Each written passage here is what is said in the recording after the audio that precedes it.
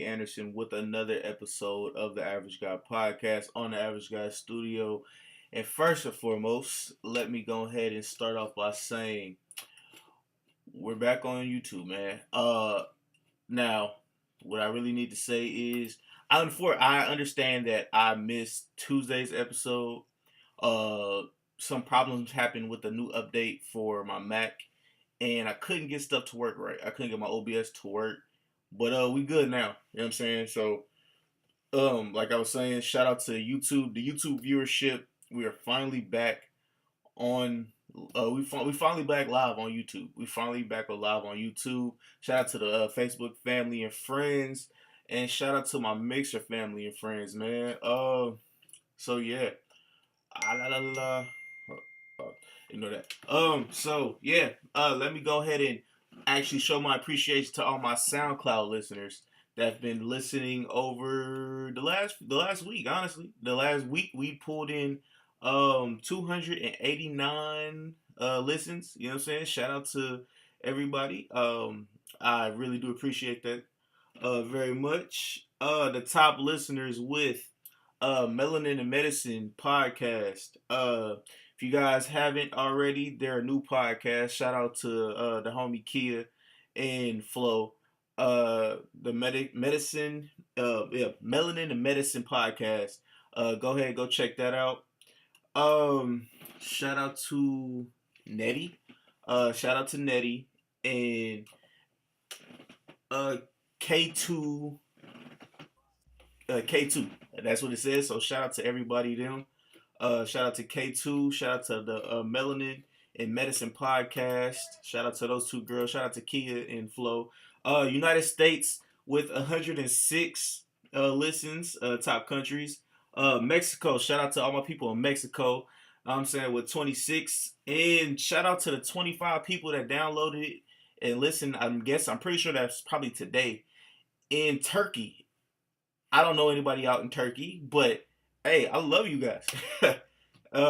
Kansas City top cities is number one with 29. Birmingham with 9. And I don't know how to say that name from Turkey, but yeah, just know I appreciate you guys. What's good, Corey? What's going on? Oh man, it's been too long, dog. We got a lot. We got a lot to go over today. A lot to Yeah, go over today. All right. Now let me make sure we go to this real quick. No, not Streamlabs. All right. Yeah, man. Yeah. So, whew, it's been a minute. It's been a minute. Everybody, you guys got your episode Thursday. But you guys didn't get the normal sports episode. So let's get ready to get this started, man. Oh boy, this has been a busy sports week. Like 2 weeks. Last 2 weeks been really busy. All yeah. right. So we're gonna start off with the NFL. Let's get it. All right. So in the NFL, the Los Angeles Rams are still undefeated, man. Still undefeated. So, what are your thoughts? Shoot, that was my pick. Oh shit, yeah. And Fuck. shit, that's who I picked. I mean, shit, they doing what they supposed to do, man. Yeah. Uh, yeah, they got the firepower for it. Defense. Green Bay gave them a little scare. But Right. they man, they got the personnel. They got the personnel for everything. That Ty Montgomery, he fumbled that ball, took it out the end zone, then got hit, fumbled the ball, and ultimately Todd Gurley. They Yep. ran the clock out with Todd Gurley. But yeah, they got the personnel to stay. They got the personnel to stay. You know, basically in any game, even if they're struggling, they fell down early, 10-0. But they can flip. They can Yeah. flip the game Yep. at any moment. So yeah, they doing what they supposed to do, man. They got the offensive firepower, defensive firepower. They still missing Talib. He's on IR. He'll probably be all healthy by the time playoffs Play. come around. Yeah. So yeah, All right. So, actually, matter of fact, I want to. I understand we missed a lot, but we will try to get to some, and then we'll try to. We'll jump back to others. So for right now, let's go ahead and talk about all the trades that happened today, man. Yo, today was a wild trade day. So, like you said, Ty Montgomery, he went to Baltimore. He went to the Baltimore Ravens. Yeah, Hold on. Terrell Pryor signed to the Buffalo Bills. That's gonna be semi interesting, at least to me, for fantasy purposes. And the LA Rams has I guess you would say strengthened their defense even more by adding defensive end from from the Jacksonville Jaguars. They traded for him for a third round pick, or he was a third round pick overall. Dante Flowers Jr. Uh, Dante Fowler, yeah, Dante Fowler Fowler, Jr. yeah, Yeah, Fowler Jr. My bad, to the yep, Rams yep. for a 2019 third round pick. So I don't really I've heard a little bit about him, but I don't know too much about him. Uh, Brandon Marshall was released by Seattle Seahawks, the Seahawks, and the biggest trade that happened, I guess you would say today, the biggest trade that happened today was Demaryius Thomas signing to Houston. So, what is your thoughts on that one? And also Golden Tate. Golden Tate signed to the Philadelphia Eagles, or was traded to the Philadelphia Eagles. Eagles. So, what is your No, thoughts that's on that's those? that's gonna be good for the Eagles. Shit, man, that's gonna be good for the Eagles. Man, that's more firepower for them. Boy, Free up Alshon Jeffrey. Alshon Jeffrey's gonna get more targets. Golden Tate's a good playmaker.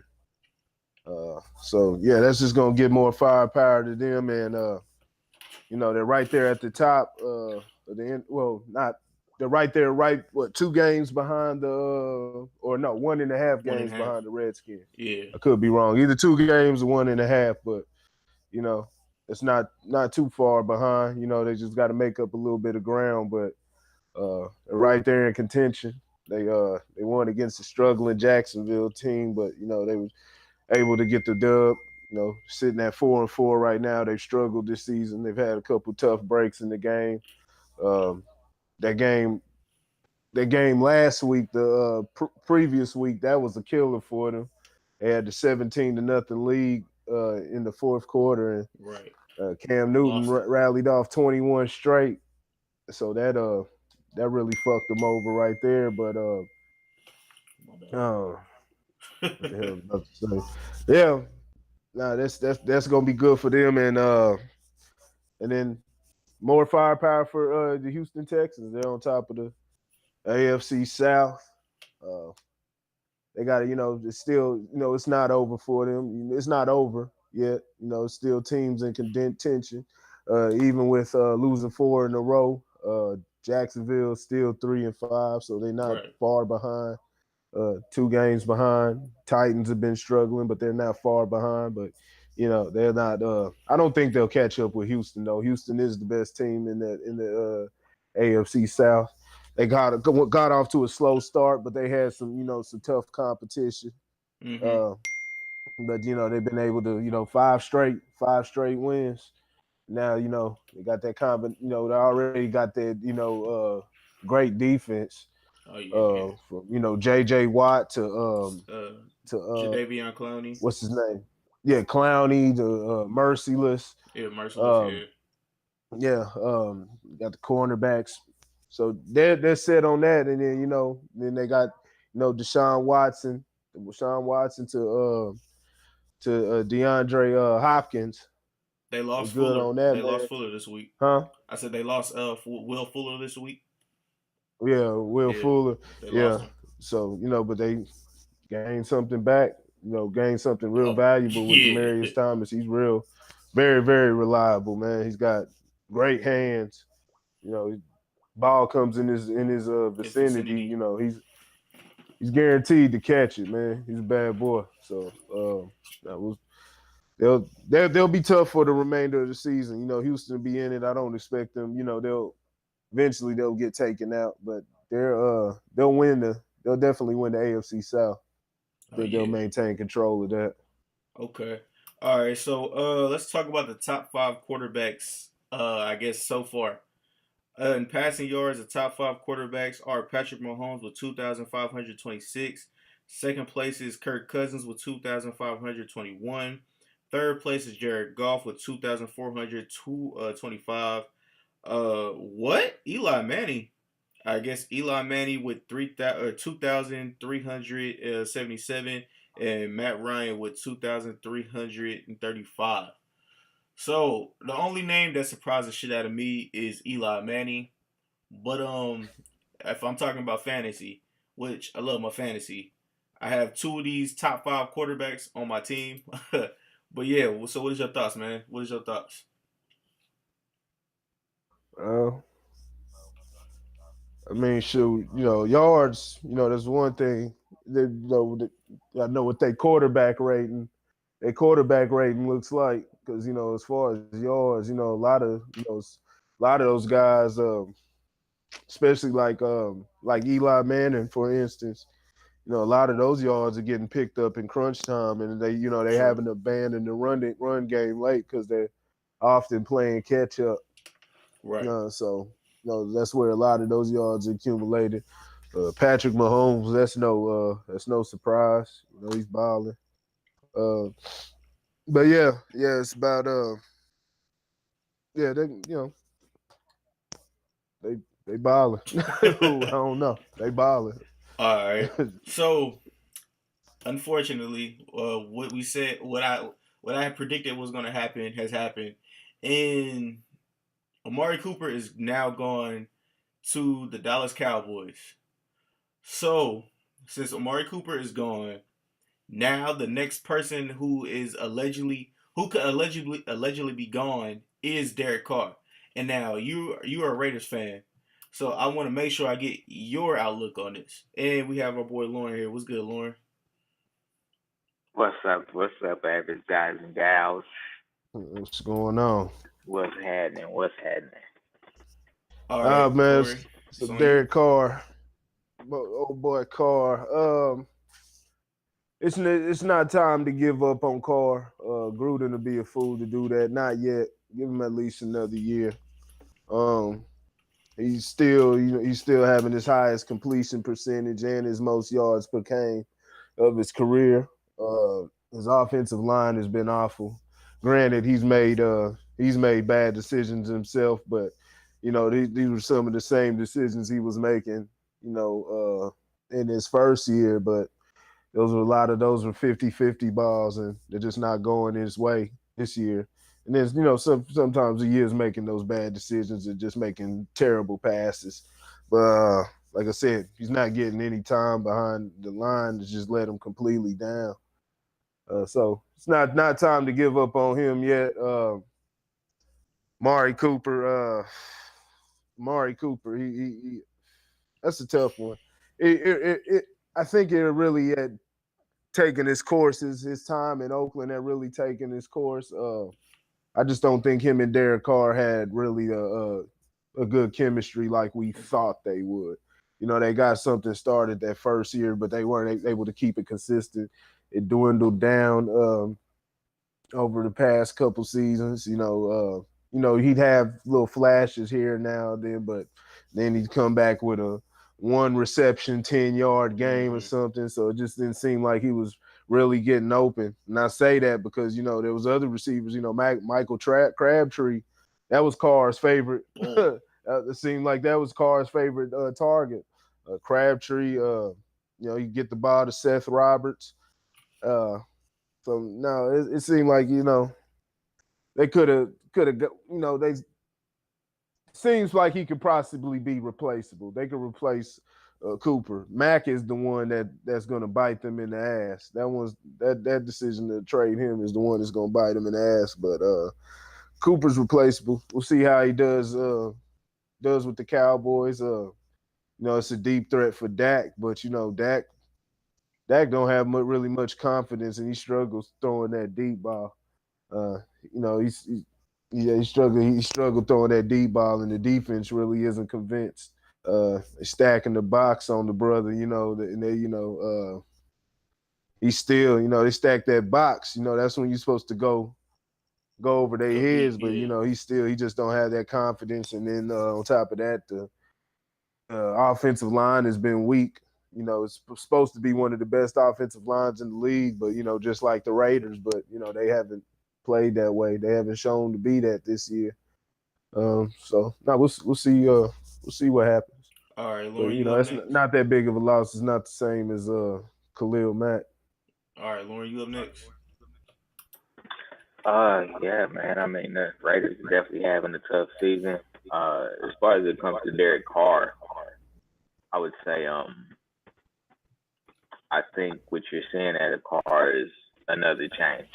Mm-hmm. Like one thing that hasn't been consistent in Oakland is a coordinator, a head coach, and so I mean he's been through I think 4 different offenses since he's come into the league. Right. 3 or 4 different offenses, so he's never really found that continuity that most quarterbacks need. I mean, if you think about it, Tom Brady, Bill Belichick, and then Josh McDaniels.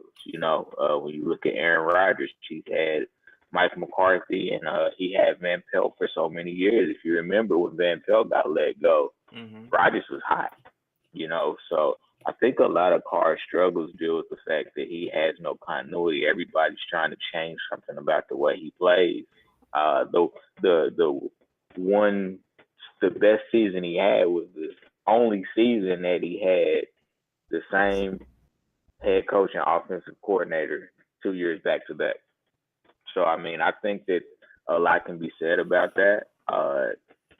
This year he had to learn new weapons. With Jordy Nelson, they let Crabtree go, so he had to build a new level of chemistry. When you talk about Amari Cooper, the interesting part about the move to Dallas is Cole Beasley is a slot receiver. True. Well, so is Amari Cooper. So you basically got 2 slot receivers as your top receivers. So that'll be an interesting fit there. So I believe in Carr. I don't like Oakland, but I do believe in Derek Carr. I do believe he has the skill set to be a top tier quarterback. I just think that he needs consistency. So if Gruden gives up on him, and they definitely playing for Vegas. All right, so I heard something. This is alleged, but Derek Carr and the New York Giants, it could be talks where Carr could go to the Giants. And do I think that would happen? It's possible. But do I think they need to just go in the draft? They just need to go in the draft. I don't think they need Carr. That's just my opinion. So if you guys, want to hit me up and give me you guys' opinion, go ahead and do that. So what do you guys think about that real quick? Lauren, I'll let you go first. You don't have any quarterbacks in the draft. You don't have any top tier quarterbacks coming out of college this year. I mean, you got a kid from Missouri who's supposed to be decent, and then you got a kid from Oregon. But other than that, you don't have any top tier quarterbacks. So if you are looking for a quarterback this year, you should have got him last year. You're gonna have to look at like a Nick Foles, a Tyrod Taylor, somebody like that. Somebody willing to let go of their backup. But even those price tags can be high just depending on the team. True. Carr going to New York, it would be a heavy adjustment for him. That's a completely different media market and everything. He would definitely have a sound running back. Offensive line, he would have the same issues. Defense, probably similar issues, I would say. So that may not be a good move for him. I would say that if I were him, I would just sit tight for another year, you know what I'm saying, and just see what happens. And then if it's not working, I'm sure both parties will decide to part ways mutually. Okay. Corey, you up next. Yeah, I ain't know if they do it. That's just stupid. That'll be another dumb move by the Raiders. Be another dumb move. Get another first round draft pick. Huh? Oh shoot. That'd be a dumb move. Got the whole first round next year. Right. Yeah. Yeah, we do got a lot. We got 5 in the next 2 years. 3 next year, 2 the following season. Yeah. So you said there was no quarterbacks. I've heard of about some quarterback from I don't know what high school. He's Hawaiian or something like that. But somebody's been like people been saying like he's supposed to be like the outbreak guy this year. I have no clue. I don't That's the watch dude from NCAA. Alabama. Yeah, To a Tua. something. Tagliover. Yeah. I think he's lightning in the bottle right now. But for me, I wouldn't take him in the first round. I would need to see some more sustained success. I think he has all the raw talent, but I mean, he's technically only played, I want to say about 8 games in college. So if you're gonna do that, you're looking at something like Chicago did when they picked up Mitchell Trubisky, where it's gonna be a couple years before you start to see anything out of that. So yeah, I think if you're looking for a quarterback, you missed him last year. All right. Okay, so now we're gonna. Is there anything else that we missed in the NFL besides the trades and stuff like that? You got anything for us, Warren? Yeah. So I know it's kind of an afterthought, but I wanted to talk a little bit about the Eric Reid, Malcolm Jenkins feud. Oh yeah. Just for a hot second, because I was following it because I was actually watching a game start out kind of unfold, and this to me was a classic case of when you have the same goal but a different method in how you want to go about it. I know that Eric Reid had some very, very choice comments about Malcolm Jenkins. I haven't heard Cap say anything in defense of Eric Reid at all, which I mean he's not talking anyway. Right. I know that Josh Norman came to the defense of Malcolm Jenkins and said, you know, everybody that was in the room knows what happened, and that's how he's gonna leave it. But I think Eric Reid's comments were a little bit misguided, and that's kind of how I'll leave it at that. I'm not saying Malcolm Jenkins is right, but I can't say he's wrong. I think his method for trying to attack the situation as it is different. I think he did because I don't think anybody really probably paid much attention, but Malcolm Jenkins never knelt, ever. And the interesting part about the whole kneeling thing is, you got thousands of players in the NFL, right? Mm-hmm. 25 of them knelt. 25 NFL players knelt. So this whole thing about kneeling was about 25 players, and understand that out of those 25, only like 4 did it consistently. Right. Yeah. So I mean, we're making a big deal about a very, very small sample size. But yeah, I think Eric Reid was a little bit misguided with his thoughts. You know, this can happen a lot of times, especially in our community when you have, you know, 2 people fighting for change, you know, for the same thing, but they have different methods and how they think about it, how they want to approach it, how they want to attack it. I think it was wrong for him to go after Malcolm Jenkins like that. I don't really know that Malcolm Jenkins ever said that you know, he never knelt, and he never really said, you know, well, I'm gonna take a stand by doing this and doing that. So by him saying that, you know, I know he called him a sellout because he's saying, you know, he took the money and ran and used it to fund his organization and things of that nature. But I guess my question to Eric Reid would be, what else was he supposed to do? Right. Like if he's building an organization that's getting ready to really fight this, you know, whether it's through the law or different programs and things like that, like what else did you want him to do? You know, because I mean, let's be honest with the situation. At the end of the day, kneeling is not going to do much. It sends a statement, it sends a message, and it is a a point of solidarity in some ways, but you got to be about that action. You know, you can't just kneel and say, you know, I'm gonna protest. Like, you have to be about action as well. So yes, protest, kneel, do what you do, raise your fist, whatever the case may be. You know, because the fist thing came from the Olympics. You know what I'm saying? Like, so that was another form of protest. Uh, you know, in a lot of ways. So again, it was just how you want to do it. You know, so for Eric to do what he did, man, I really do truly feel like he owed Malcolm Jenkins an apology. I don't know what was said in those little meetings that they had. I know there's a lot of speculation. You know, Cap wasn't invited to those meetings and things of that nature. And as much as I support Cap and everything that he's doing, he's not being vocal enough. I ain't saying he got to be loud and obnoxious and all that, but you know, there comes certain situations where you do have to publicly make a statement. You know, for all intents and purposes, he was the face of this movement. You know, which was the first mistake, really. But for all intents and purposes, he was, you know what I'm saying, the face of this movement.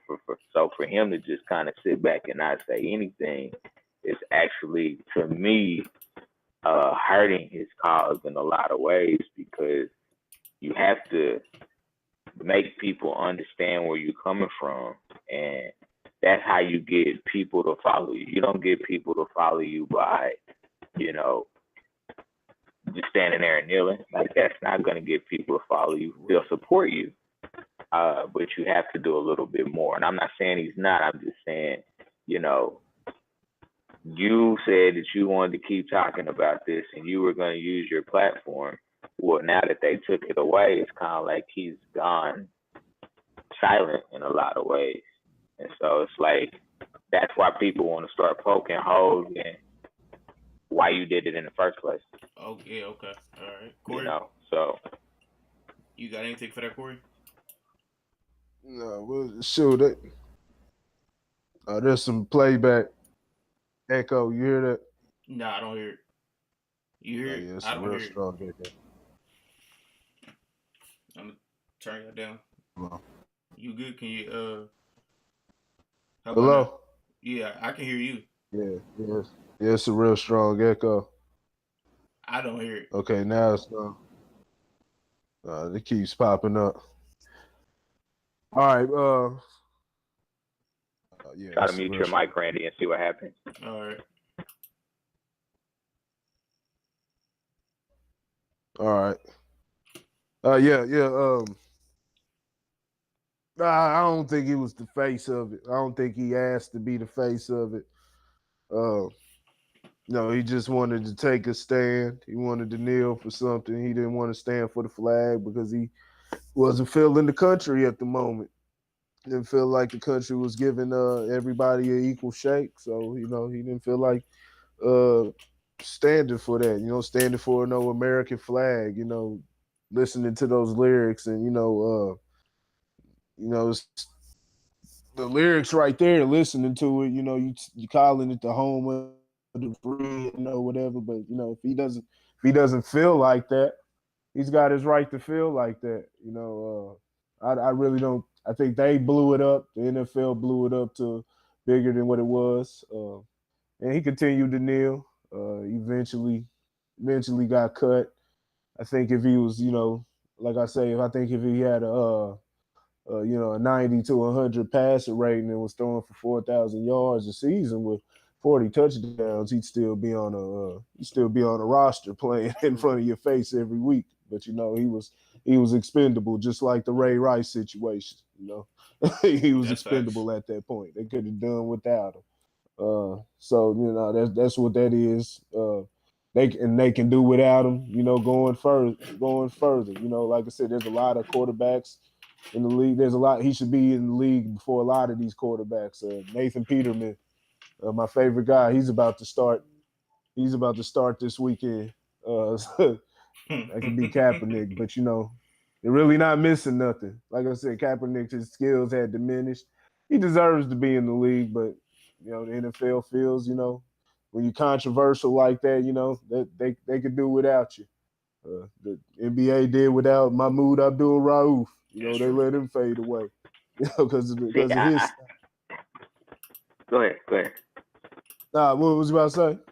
I was gonna say, and see, that's the part where him being silent, like, I think is an issue. Now, I'm not particularly saying that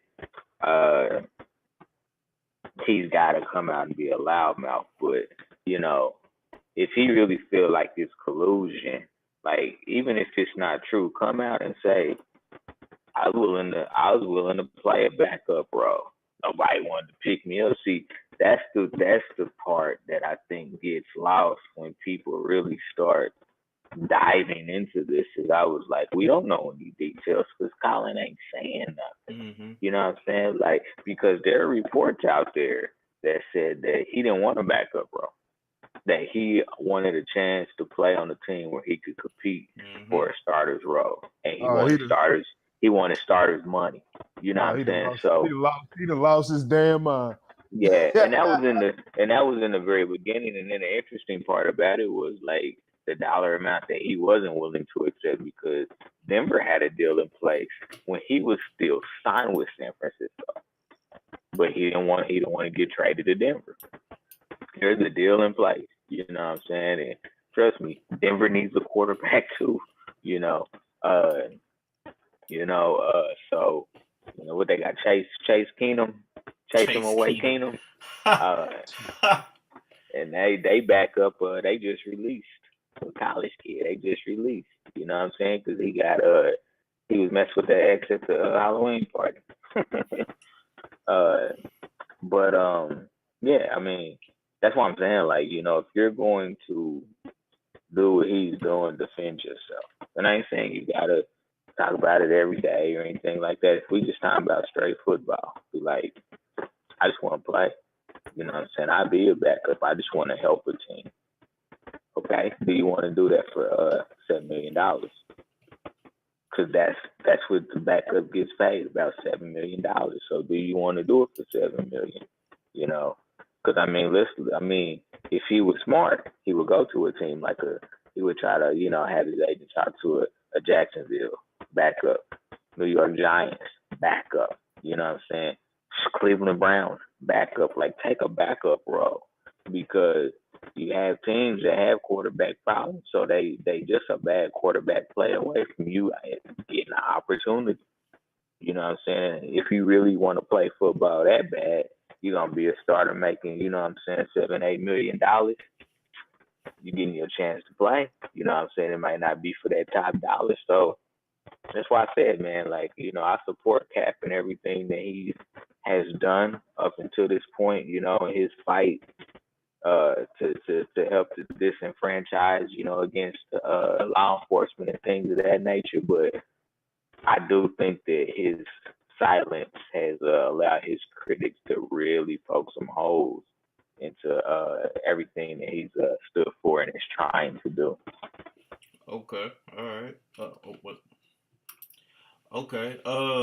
Honestly, I ain't got nothing else to add to that. Corey, you got something to add to that? Shit, enough of them. They said there's enough of you light-skinned niggas in the league right now. Ain't no. They said we give you enough now. You know what I'm saying? Y'all about as close as we'll get. To a black quarterback, get you light-skinned niggas in. But now you're asking too much. Y'all trying to be on every squad and shit. We done gave you Mahomes. We got you Mahomes, Prescott, Newton. You know what I'm saying? What more do you want? Russell Wilson. That's 4 of them right there. That's a whole division of light-skinned niggas. You know what I'm saying? The light-skinned coalition standing strong. All right, so let's move over to the NBA. And let's start present day. So just the other day, Klay Thompson went off for 54 points with 14 3-pointers. It's crazy because that team literally, Steph Curry could ball out. Hey, you hear that? Yeah, I hear a little popping. Sound like some Yeah, popcorn. yeah, I hear Y'all popping. hear that, audience? Comment if y'all hear that. Yeah, please Join comment in if y'all on the hear fuck that. shit. Come on. Let's get that. All I right. hear some popcorn or something. Okay. So, yeah, Klay Thompson went off for 52 points, 14 3-pointers the other day. And it's crazy because Steph Curry went off the other day with a stupid amount of threes, and like I think he had like 40 points or something like that. In three quarters. In 3 quarters. And then KD, I don't think he's popped off like that, but he's been having good games. Draymond, he hasn't scored too many points, but his assists are crazy. He's getting like 10 plus assists a game. And I've never seen a team like this that could just every player go off for 50 plus. So I want to get you guys' thoughts on this. All right, I'll let Corey go first. Man, the NBA sucks right now, man. You got teams scoring ridiculous. You know, like if you play the damn video game or something and you said it, so you know you gotta put the minutes down, you know, a little bit when you're playing against niggas. You know what I'm saying? You got to put it down to about 6 minutes because y'all gonna score at a higher pace than, you know, in real life. You know what I'm saying? So you play about a 6-minute game with your buddy or whatever, you pal, your brother, whoever the fuck you play it with. And, you know, you'll have probably a score that's similar to a simulation NBA style, you know, game, what normally that is. But now the players seem to be playing at that pace. Players seem to be playing at that pace, man. They scored 149 points in that damn game, man. You know, and that happened, you know, back then. But you know, I believe the defense, you know, players a lot more athletic, so you know the defense got better over time. You know, there's a time when it was only, you know, they had about the Golden State Warriors in that game of the night. I think they had about 90 points at halftime. Yep. Had 90 points at halftime, and that was what teams were averaging. Matter of fact, I think that was the league average in '99. I think the league average was, and I could be wrong, but I think it was about 91 points a game was the league average. Now you got teams scoring this at by halftime, so that's crazy. That's why I think they should do it. They got to make a tweak. You got to put at least. I don't think it's gonna make a huge change, but you got to put the hand checking back in the game. You got to put the hand checking to something, get it more physical because it's too much. It's too much scoring. These teams, I don't have the stats, but you know, just looking at the scores that I've seen all year, man, these teams are. 130 points is the norm now. A team could go the whole year averaging damn near 125, 130 points. This hasn't been seen in years. So you know, back to Klay Thompson, you know, that's how guys are shooting now. Klay's done it before. You know, he had 62 and 3/4, you know, a couple years back.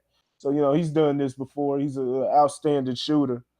But man, just the way the number that stands out, like I said, is that 149. And I know the Bulls are, you know, not the best team in the world, but damn, man, like 150 damn points. It's a lot of damn points. And teams are just doing it as the norm now. Doing it as the norm. I know they have a lot of stars on this squad, but there's only one ball. There's only one ball. Yeah, and NBA is moving fast. It's moving fast this year. I wouldn't be surprised if we see soon somebody breaking Kobe's record. Somebody, you know, if they want to go for it, because you know, at the rate guys are scoring, and I wouldn't be surprised, man. Somebody, you know, go out and break Kobe's record, but you know, Devin Booker almost had it. Huh? Devin Booker almost had it. Booker did almost have it, 70 points. It's tough, you know, trying to get 81 points. That'd be tough trying to do it. But like I said, at this pace, it doesn't even seem that far fetched no more. So yeah, that's all I really got for it, man. It's just the NBA, man, the scoring. I was a fan of where it's been at in the past couple years. That 110 to 120 pace, it was getting a little too much for me. But I'm like, okay, I can work with that. But man, from man, you got every game 120 to 130, and then and then for your real good games, you hitting 150. I don't like that.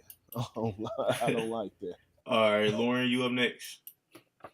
Yeah, man. I mean, shout out to Klay Thompson, man. One hell of a uh, shooting clinic you put on. I guess what I'll say is I'll look at this from a couple different perspectives. The first one I'll look at is early in the season, super early in the season. So from that standpoint, you know, you had a lot of player movement last year. So I think players and teams need to gel, and learn how to play together. It's still very, very early in the season. So I think you'll start to see those scoring numbers come down a bit. I mean, Golden State has a ridiculous amount of talent, especially from the offensive end.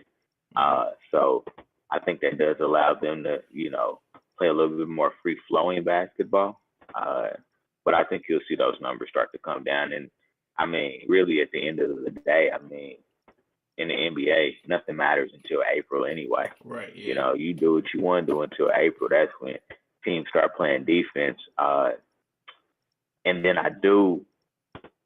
players don't want to play defense anymore. You know what I'm saying? I mean, back in the 90s, you had people that wanted to play defense. Yeah. Players don't want to play defense. Coaches don't necessarily have defensive schemes. I mean, I looked at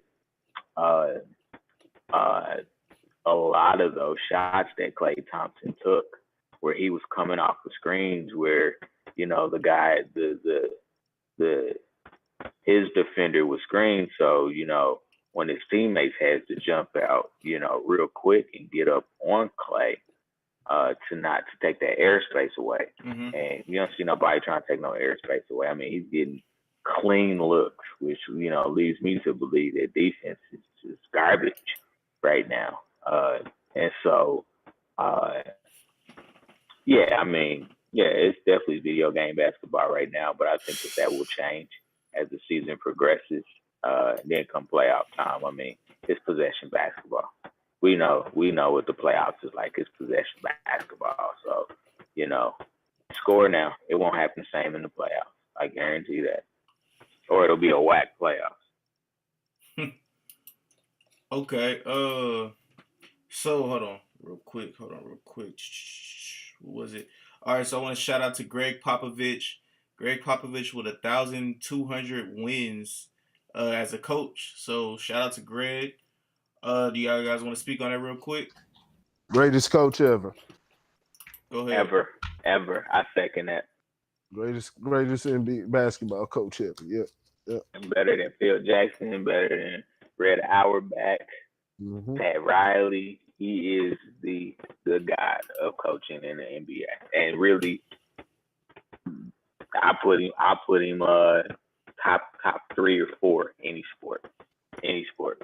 Mm-hmm. Okay. I'll let Lauren take over. You can take over the rest of basketball or NBA real quick. I gotta check something. Got you. So, all right, Corey, let's talk about your boy. We know where the Lakers stand right now. Where do you see the team at? You think they need to make a move prior to the All-Star break? Yeah, they do. And if they need to make a move, what is that move that they need to make? I'm still trying to sort that out. I'm not entirely sure. I'm trying to look at the pieces. I would say Rondo would be somewhere within that move. I want Stevenson there in the playoffs. I do want that. I'll say that. I don't think this is just a fluke or something with Stevenson. I feel comfortable when the ball's in his hands. Then I want Lonzo Ball out there too. I want Lonzo Ball. Lonzo Ball is getting better. I thought he would too. I wanted them to have patience. He's getting better. He's getting more looser out there, knocking his shot down. But they're gonna have to make a move, and I think they got some pieces to do that. It's gonna be tough. They can't give away too much. I think it'd have to be Ingram. I think it would have to be Ingram. I was gonna ask you, is he a movable piece right Yeah. now? I'm looking either Ingram or Kuzma. One or the two, not both. Ingram or Kuzma are going to be in the deal, and probably if they got it to give away a first round pick or something, and with Rondo, and see what they can get out of that. But I'm not sure who they could pick up. I know heard some some rumors they going for Anthony Davis. That'll be a great addition to the team. Of course, any team into Yeah. Anthony Davis, got LeBron and him on the squad. That'll work. Uh, I think the Lakers are playing good. They're playing better than I thought they would. And LeBron, LeBron, he's doing well. He's doing well. He's been playing off the ball. It's not the same deal as in Cleveland. I think he's falling in with them. It doesn't look like he's trying to control everything. And then when he needs to, he'll take over and start running things. But for the most part, man, the guys are out there free. Hart, Ingram, Kuzma, they're getting the shots that they want. They're getting the shots that they want. They taking it to the rim. Defense is their main problem. Not even necessarily the 3-point. I know they've said the 3-point shooting, and it's not the best in the league, but they got some guys that can knock down the three, but they're able to score, still able to score at a rapid pace because of the tall guys that they have, they're athletic. Got JaVale McGee's playing great. He's been playing great. They got a lot of weapons offensively. They just got to tighten up defensively, and I think that's where their size gets them in trouble, especially when McGee is out of the game. And even within that, their size. They got some tall. They're not really a short team, but as far as getting offensive rebounds against the taller teams, going against Houston, or you got to go against those Twin Towers with Gasol and Aldridge. That's gonna pose a problem. Now they'll be able to. I believe they'll be able to.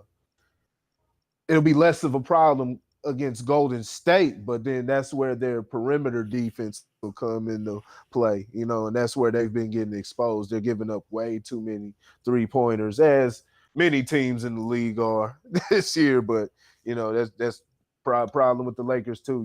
That I watch the games, they're just giving up way too many damn 3-pointers, too many 3-pointers, and it's not like they're not trying to get to the ball. They're just unable to, get those rebounds and, giving up a lot of second chance points. So they've had a tough little start though. Most of the games they've had have been against playoff competition. So I don't know what the hell Houston's doing right now. I know they've had some injuries. They've had some. Harden's been out. Then Paul was out for had his suspension. For their little boxing match with Rondo. But but they still look sloppy, man. Hey, who their addition is. Seems like one person always comes to a team, and that team always gets the energy, man, sucked out of them like on Space Jam. When the monsters took their talent away. It's just, like we got a Monstar on the squad, man. He's sucking their talent away for that new movie. That's how they gonna have it. In Space Jam 2, that's who's gonna do it. It's gonna be Carmelo Anthony going to each team and sucking the talent out of teams. If y'all didn't know who I was talking about. So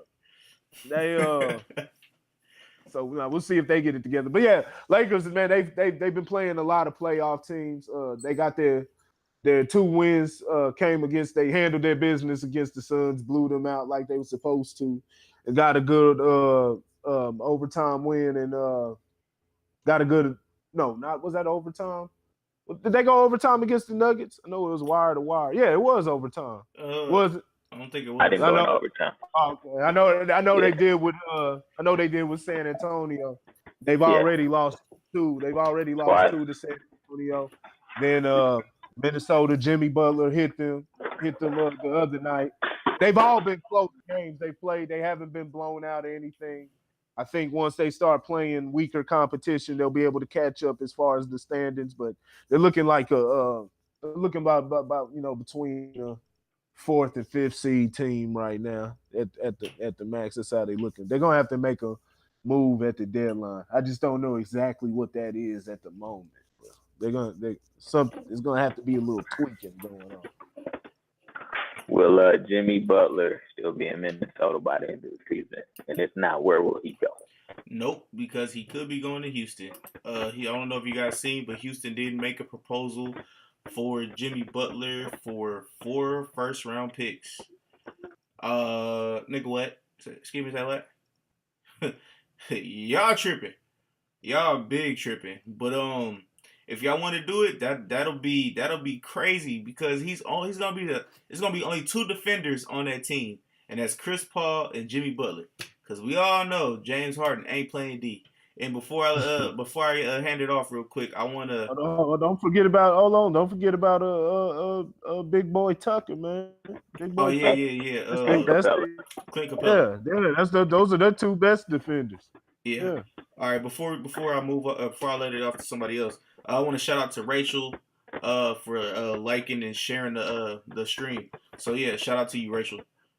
Thank you, Rachel. Rachel, love you. So here's why I'm gonna say that 4 first-round draft picks might not be a bad thing. The NBA is a lot different than the NFL. In the NFL, you can get great talent in the second round, in the third round. You can actually get some talent that makes your team better. In the NBA, your top 15 picks are going to be your stars in the league for the most part. So let's say they go ahead and make that trade, and Houston is good for the next 4 years. Let's say they're good for the next 4 years. Those draft picks are going to be in the late 20s, which means your chance of getting a great basketball player aren't that great. And so you gotta think about it like that too. A 27th pick may or may not even make it in the NBA, honestly. Or they may just sit on the bench and be a role player. So, if you get Jimmy Butler for 4 role players, it might not be a bad move. And especially when you're in a win now mode, they championship right now, so they're not thinking about what's going to happen in 4 years. They're thinking, okay, if we win the championship now, we'll figure out, how to keep these players here. Our revenue is going to go up because we have now, won a title or maybe went to the finals. So our revenue goes up, because we're going to have more people, in our stadium, in our seats, buying our paraphernalia, all that type of stuff, So I don't know that it's a bad move. It sounds like a weird move because you like first round, but first round in the NBA is different. Your top 15 picks are going to be, players that you think have a real shot to be stars. And then after that, you just kind of fill in a roster for the most part. You get your sleepers like your Draymond. Because Draymond went in the second round. I don't think Kuzma went that high either. Did he go like 17 or 18? Something like that. I think he was a mid first round draft pick, So, you're gonna have a few sleepers here and there, but for the most part, if you draft in past 15, you don't know what you got. So it sounds crazier than it may actually be. It may not be a bad move because Butler has at least 4 more good years where he could play at a very, very high level.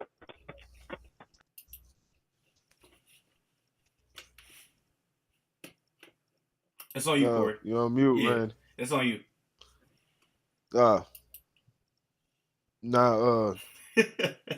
Shoot, man, I hope he doesn't. Man. I need to spread some of this talent across the league, but I know everybody's trying to compete with Golden State.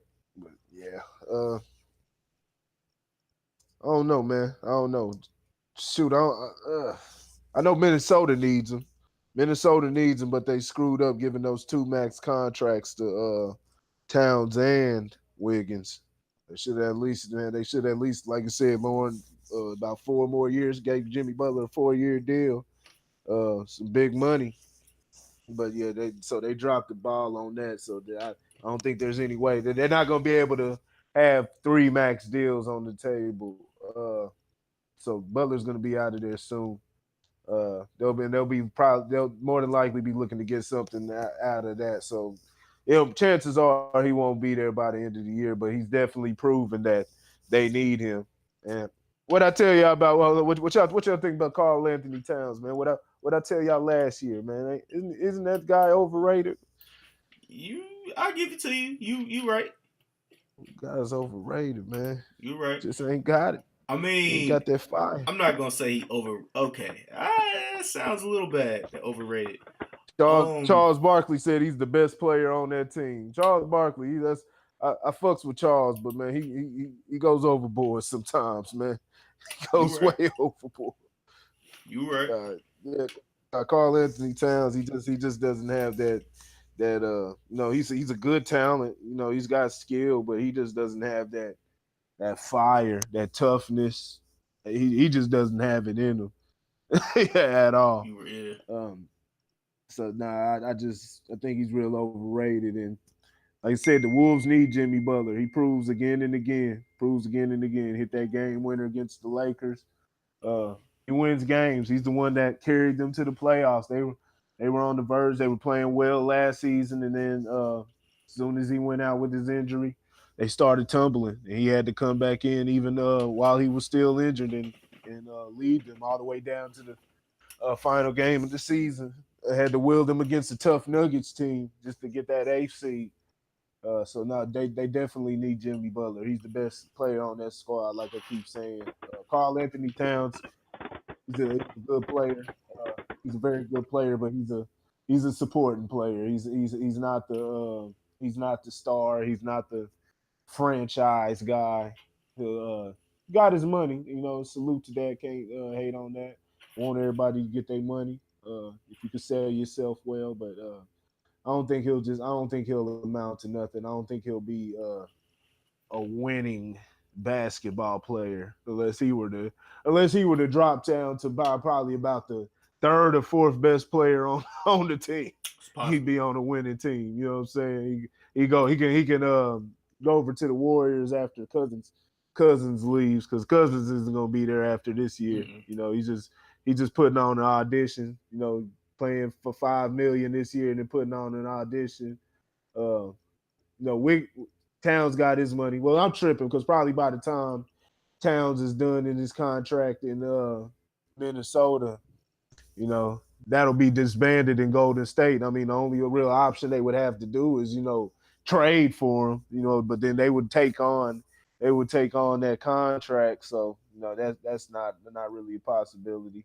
It's an ugly situation in Minnesota.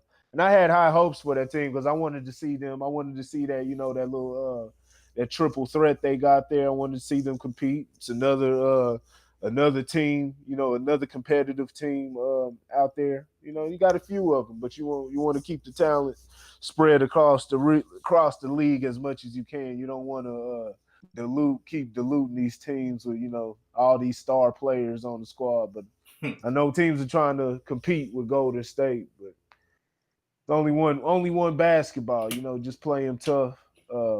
When you dilute it with too much, it starts to got a lot of issues and kinks you got to work out, because that's a lot of playing time and the ball to be shared amongst each other is part of Boston. Boston will get it figured out by the end of the season, but they're trying to figure out where people. How many minutes everybody wants to play. I know Terry Rozier's been complaining about playing time, and that's to be expected. It's a deep team. They got 2 starting 5s on there, so hopefully, man, some miracle or something they can keep it in Minnesota. Just me as a basketball fan, I want to see that, but it's not likely, and I don't see him coming to LA with LeBron because like I said before, nobody wants to play with LeBron. You know, but maybe this stint in LA will change, something within the eyes of the players, because there except for KD. is a noticeable change, but they're 2-5 right now. I believe that'll change, but if they start, falling to weaker teams, which I don't believe they will, but if it does happen, you'll start seeing old LeBron pop. Yeah. You'll start seeing that pop out again. So we'll see. Yeah, he made that clear in the last press conference. Yeah. You don't want to see me frustrated. Yeah, bad news. We don't. No, we don't. We don't. It's bad news for everybody. For everybody. Yeah, man. I want to send my condolences to Tyronn Lue. Sorry, you lost your job, brother. I guess LeBron was holding your job, man. But I do believe that you will be an assistant on the team before the end of the end of the season. Yeah, LeBron made sure he put that. He alluded to boy, that. Why do the boy Lou like that? Cleveland do that to everybody. Remember they did that same shit to Mike Brown. Mm-hmm. Yeah, they did it to Blatt too. Didn't they? Kick Blatt. They didn't give Blatt much of a chance. Damn, man, Lou brought you. He brought you a championship, even though we know who the coach of that squad, who the real coach was. They didn't give him a chance this year though. You knew you had LeBron gone, and Kevin Love is injured. You know what I'm saying? So I mean, who else you got on the team? So I think that he got Hugh Jackson. You got Hugh Jackson, man. He's just a scapegoat. Now, what did happen though? Cleveland won tonight. Cleveland. Now it was the Hawks. Granted it was the Hawks, but Cleveland's been getting their ass kicked by some shitty competition this year. So they were able to at least get over their hump. They dropped 136. They won by 21 in their first game with whoever I don't even know who they switched out with. Larry Drew. No, Larry Drew back. Oh, Larry Drew back. Oh. Yeah, stop it. Yes. Yeah, since we're talking about Tyronn Lue, he's going take your ass back to Mexico, Missouri, and Raytown South. Yeah, because that's where you graduated, motherfucker. And never mind. Nah, he was at Raytown. Oh, I know. I know. But he said he graduated from a whole different place. So he left his roots, even though I don't like that school that much no more, real like that. But you know what I'm saying? You still gotta show respect to the alumni. I'm talking about him, not me. But yeah, I want to bring up something since we're talking about Cleveland. So tickets are $2. So tickets are $2 to Cleveland games. So $2? I heard it was $4. $2, my guy. You exaggerating, Randy. I heard it was $4. No, dog. $2. Probably depends on what section you sitting in. I'm dead ass. Shit, it should be front row. Shit, that should be right there on the floor sitting by the cameraman. $4 to watch that garbage. Yeah. It was the Cleveland Cavaliers and the Brooklyn Nets. Those were the teams that have like the $2 tickets and shit like that. So I mean, hey, that's a show right there. That is a show. Congratulations. I bought popcorn for that one. Man. They gonna have to pay me to watch that matchup. All right, go ahead, Lauren. Continue.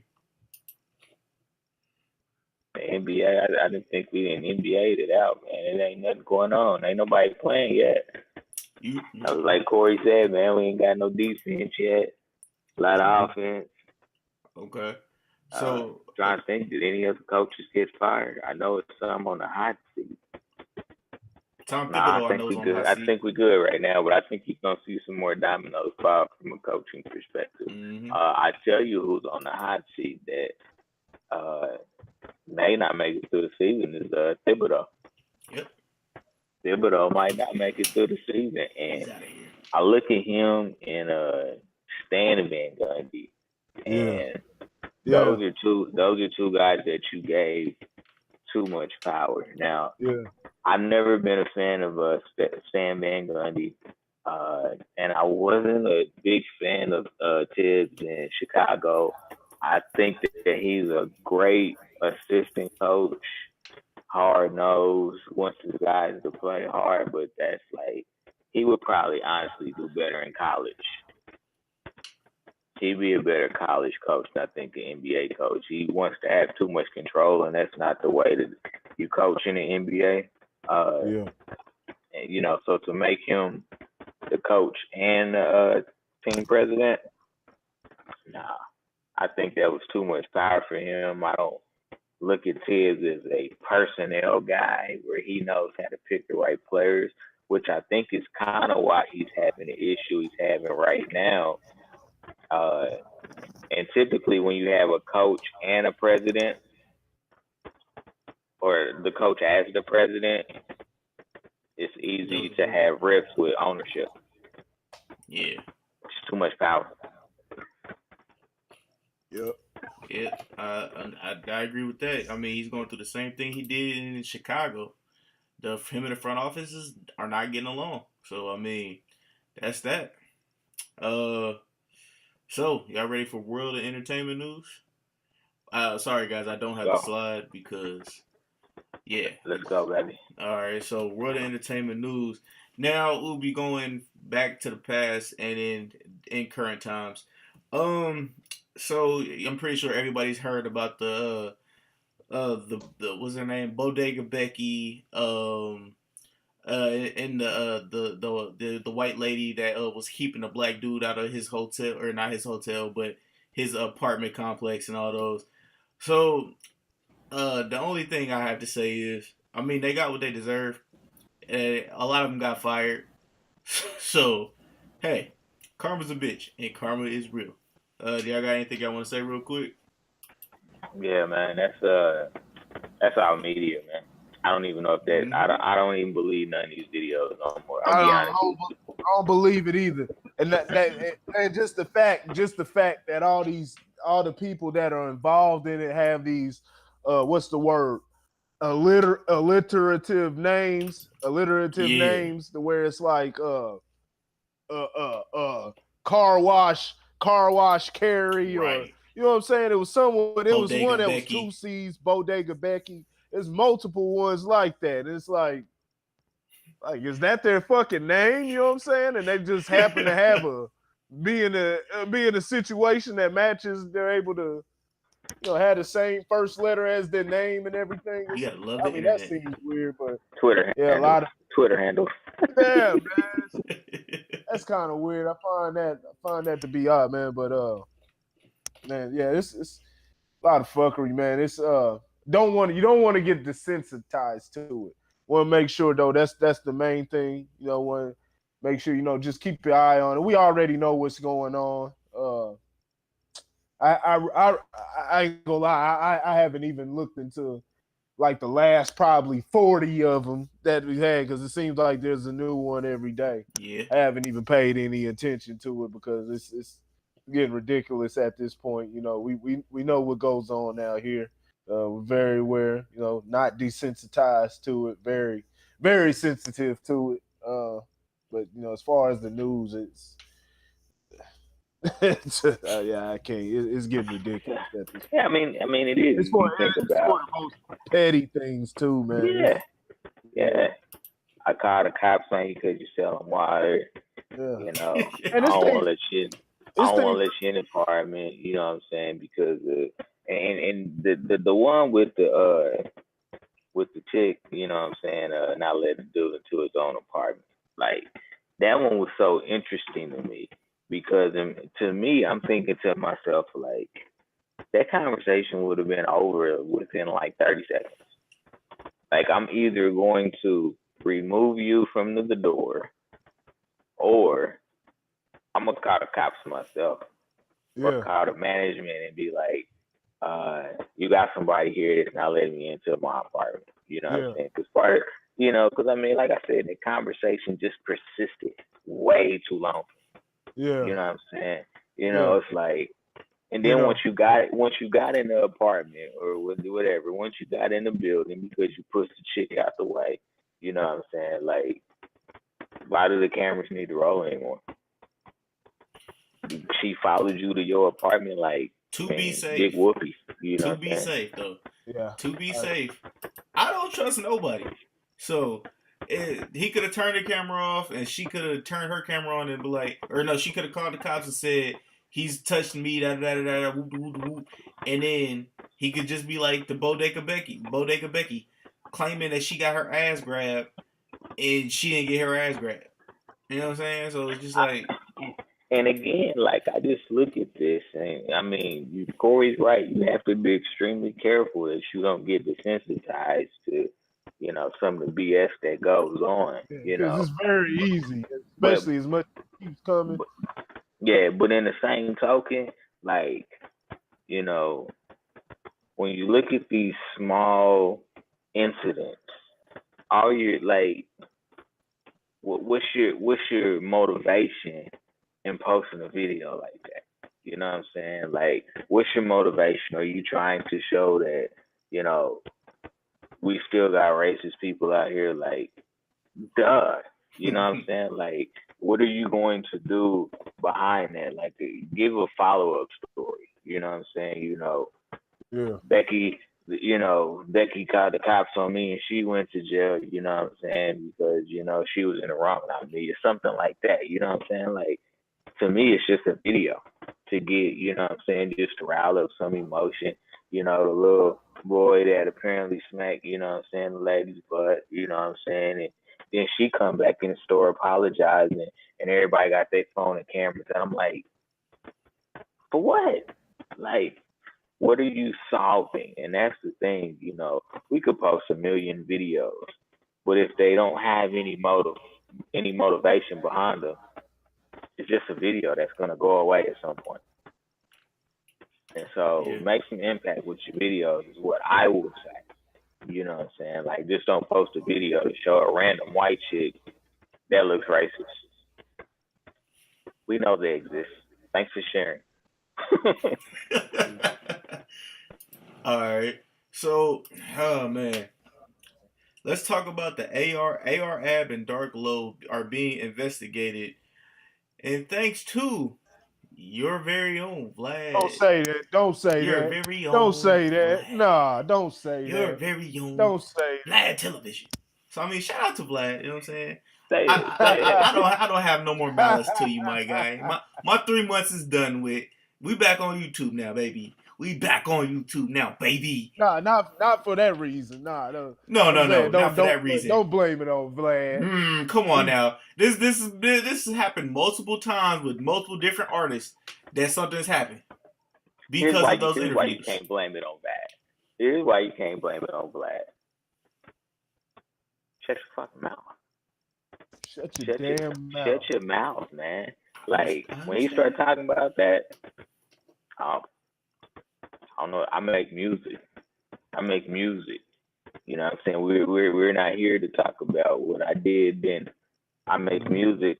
That's why you got me on camera. You ain't got me on camera because I was trapping back in the day. You got me on camera because, I'm a popular rapper now. You know what I'm saying? So, we're not even going to discuss that. Like, if you don't control your narrative, people gonna say anything about you. Anything about you. Facts. So you have to control the narrative that's told about you. So he had every opportunity to shut that down during the interview.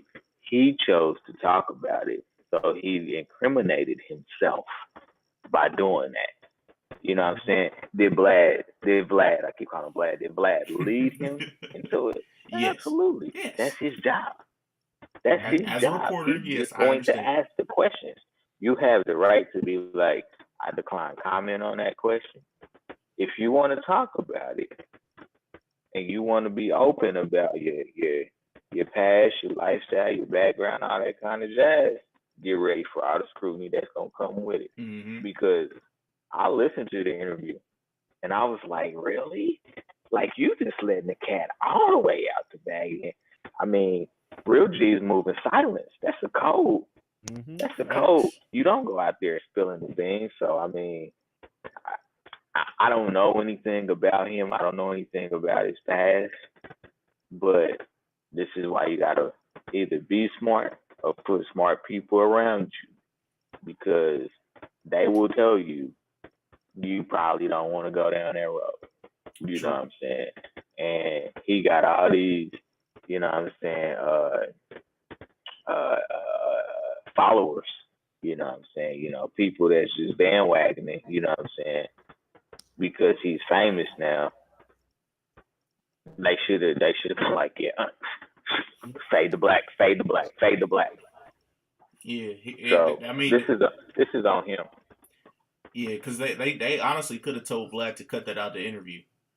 Honestly, that ain't Vlad. That ain't Vlad's job. I'm just saying. Gotta have the content. And why would Vlad do it? They gives his stuff more content, because now you didn't talk about this famous rapper who is now a cliche drug dealer. Like, yeah, I mean, he got ratings that he got to be concerned about. So if he keep going getting dummies like that just say stupid shit or put their business all out in the street, he's done a good job. And like I said, I'll let you go real quick, Corey. Go ahead. Nah, they do that with every single. They do that with every single interviewer or media guy. They did that with Zach TV in Chicago. These guys would offer up information, and what it ends up doing, it just shines a light, and it's just a microcosm of a bigger problem that where you're seeing a lot of our youth, not everybody. There's a lot of guys out here in the street. They trying to get their bread. They trying to make a way, or it's just what they know. They trying to keep it on the low. There's a lot of guys out there like that, but not. There's a few guys out there like that, but for the most part, a lot of these cats, man, a lot of us, our youth motivation is because of how accepted you become. You know what I'm saying, and the popularity and the mystique. The women love that because of the machismo behind it, you know what I'm saying? So, being out there, in the streets and everything. So that's why it gets talked about. That's why they're quick to talk about it. They don't want to sit up there, and paint themselves as a scholar. Even if they do, they say, yeah, I got straight A's in school, but I was like, fuck that. I want to do the, you know what I'm saying? I want to sell dope, you know what I'm saying? I want to be like Nicky Barnes or some shit, and they know that's what the motherfuckers want to hear, you know what I'm saying? That's what, us niggas, we want to hear that. We want to hear the dumb shit. We here for the dumb shit. And they feed it to us and we co-sign it. You know what I'm saying? So I think Vlad, in his interview, he holds up a mirror. He holds up a mirror to, it's a mirror. It's like, man, sometimes I think he really does. Like, man, look at you niggas. Just like, when we reviewed the Glock 9 situation, Vlad was, hey, listen to what you're saying. He's holding up a mirror to a lot of problems that go on within the black community. Another one, rappers dying in their town. If you look at interview, it's become a joke on his channel. To where, because we're literally guessing within the comment section and everything when he's gonna play the Little Boosie clip, the clip of Little Boosie talking about rappers dying in their town. We just had another rapper that was just murdered, Young Greatness, who sung the Moolah song that was out a couple years ago. He was just murdered in his town, and they had a replay of his interview where they were speaking out that, and they played the Boosie clip, and then Young Greatness was speaking on it, and then 2 years later, he's murdered in this town. It's something that it happens way too damn much. Rappers just getting killed. So, nah, man. ArAbe offered all that information. I don't think it was necessarily the Vlad interview. I think they had some more information. They were talking on these phones out here. Niggas sitting there talking on the phones. That's what's getting a lot of motherfuckers knocked right now. They got all the information. Y'all sitting up there doing business deals over your damn Samsung, your iPhones, or whatever you think. You think you're protected because Apple said they won't turn over your information and shit like that. Like you probably for Probably for whoever's smuggling the shit in America, they ain't won't turn over that information. But for your black ass, your black ass standing on that Philly corner, that dirty ass Philly corner, no disrespect to Philly. Shout out to real niggas shout out out to there. Philly. But standing on that motherfucking corner, you know what I'm saying, or whatever, you know what I'm saying. Niggas really ain't corner hustling no more. But whatever you at, they own your motherfucking ass. You know what I'm saying? Keep your damn mouth shut. But y'all want the clout. Y'all want the clout that bad. You know what I'm saying? Y'all want it. You know what I'm saying? That's what y'all fiending for. So y'all can't keep y'all mouth shut because you want the people to know that you went through what you went through. You know what I'm saying? You wear it like a badge of honor. You know what I'm saying? Instead of surviving out here, just get your money. Keep it quiet. Nobody even have to know. It's the same shit they got Rollo locked up. Yep. Rollo was on the interview talking about, at the moment, he's the biggest dope dealer in the damn wherever, the Bluff in Atlanta or whatever. You know what I'm saying? On the damn interview, man, that thousands, you know what I'm saying? I don't know if millions. I know his video gets about 500,000 views, you know what I'm saying, for his videos and stuff. You got everybody watching this stuff, man. It's all on the public platform. You're talking about illegal activities where these guys are making big money, whole drug organizations, and it's always when you start flashing. You know what I'm saying? They catch on to that shit. They ain't dumb. The police ain't dumb. They see that shit just like anybody else does. But you niggas think y'all being slick. Every nigga think they being slick and shit because you putting some damn ebonics in your word. Them niggas know what the fuck you talking about. You know what I'm saying? But get smart, people. It ain't Vlad's fault. It ain't the interviewer's fault or anything. Y'all going up there offering these niggas information. Y'all want them to know y'all the realest. Y'all authentic. Everything you say in your rhymes are real. You know what I'm saying? So hey, stand on it. Yeah, I gotta think, like, you know what I'm saying? Somebody's like, hey, Lawrence, so let's talk about your baby's mama. That's not. Next question, please. Next question. Won't make for a good interview for you. Right, yeah. You ain't ready to put my shit out there in the street. Yeah. Well, they'll get up there and start offering everything. Yeah, I got my first baby mama I had at 15. She stayed off South Benton. I met her at the damn Waffle House, man. Like man, shut your ass up, dog. They just be waiting. They waiting to self-snitch, man. They can't wait to self-snitch. So that's on them, man. Hopefully ArAbe, I don't know. The best of luck to him, man. He seemed like a good dude. Yeah. He really does seem like a good dude. He's made, I don't know if it's necessarily the Vlad interview, but it could have been that. Like I said, too much talking. He seemed like a solid guy. Just something, the youth got to learn from. You know what I'm saying? Youth got to learn from, especially if you out there in them streets. I'd rather you not be out there in them streets because even the guys who are silent get clipped. You know what I'm saying? Getting to go one of their people.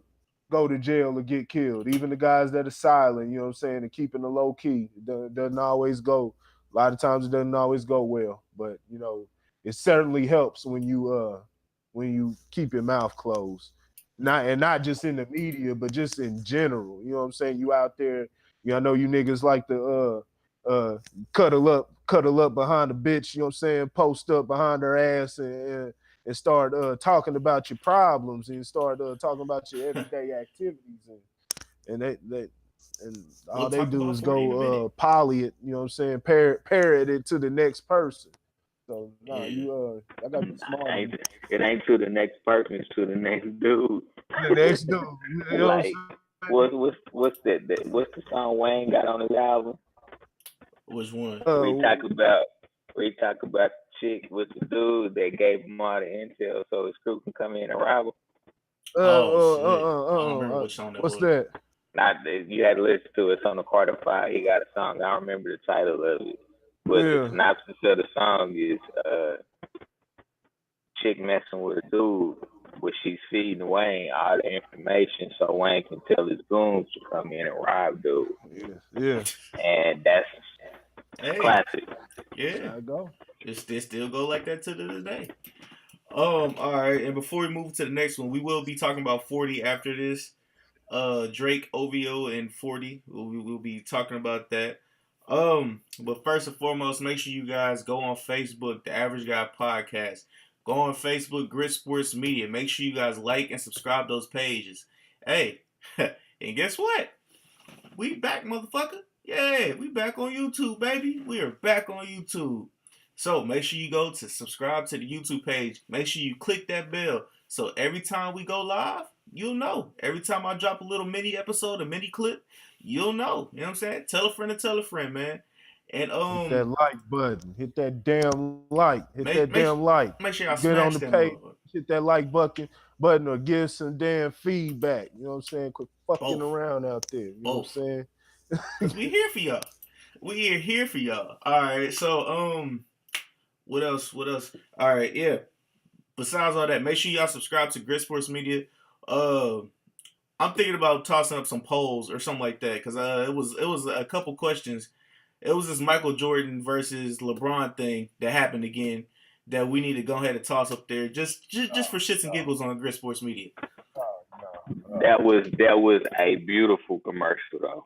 That was a beautiful commercial. I loved every bit of it. Oh, they got a commercial now.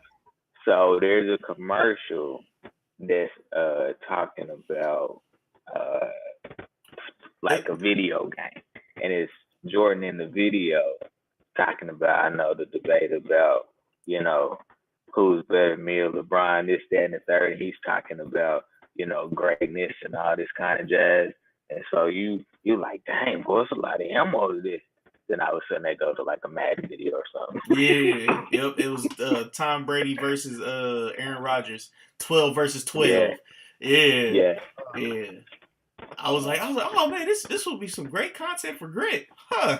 And then I was at work, I was like, shit, I can't post it. I was gonna send it to Corey, but I ended up forgetting. But yeah, I was like, and then LeBron sent a little tweet. It was a little spicy. I was like, okay, all right, I like where this could go. And then he was like, oh, never mind. No, I'm just Famous people like to stay in the news. Right. Aaron Rodgers versus Tom Brady and Michael Jordan versus LeBron James. Y'all people need to stop. Y'all need to stop. It was a beautiful video. I'm going to find it and send it to you because it was a great ad. I'm talking about a great ad. Like, I'm thinking, I'm like, Jordan, because they make it look like it's like an interview. Mm-hmm. Like somebody interviewed Jordan and he's like ready to kind of just let the cat out the bag. And he was like, nah, you know what I'm saying? Yeah. And then it's Madden, Tom Brady versus Aaron Rodgers. I'm like, ain't this a bitch? Like, they pulled the shit out of me. Oh, okay. I see what you're saying. That's funny. That's funny. That is funny. All right, so this is alleged. Steve Harvey is allegedly risking $400 million breakup over Kris Jenner. So I'm just gonna say this right here, right now. If you are underage, I do apologize.